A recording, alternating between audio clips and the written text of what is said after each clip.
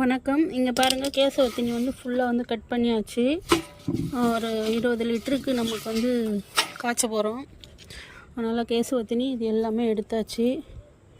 இங்கே பாருங்கள், ஃபுல்லாகவே கட் பண்ணியாச்சு. இதுலேயும் கட் பண்ணியாச்சு.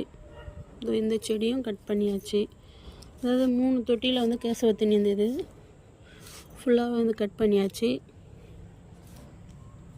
இப்போ வந்து நைட்டு வந்து அலசி அப்படியே நிற்க வச்சிடணும். தண்ணியெல்லாம் வந்து இதுவாகும். அதுக்கப்புறம் பார்த்திங்கன்னா கொஞ்சம் ரோஸ்மேரி கொஞ்சம் எடுத்துக்கலான்ட்டு.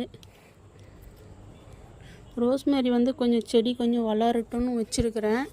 இதை பாருங்கள், இது வந்து பாருங்கள், நம்ம வந்து கொஞ்சம் தேவையானது மட்டும் நம்ம கட் பண்ணிக்கலாம். இதெல்லாம் வந்து இன்னும் அந்த கவர்லேயே தான் வச்சுருக்கிறேன். இதெல்லாம் வந்து சைடு பிரான்ச்லாம் வந்து நம்ம வந்து கட் பண்ணி எடுத்துக்கலாம்.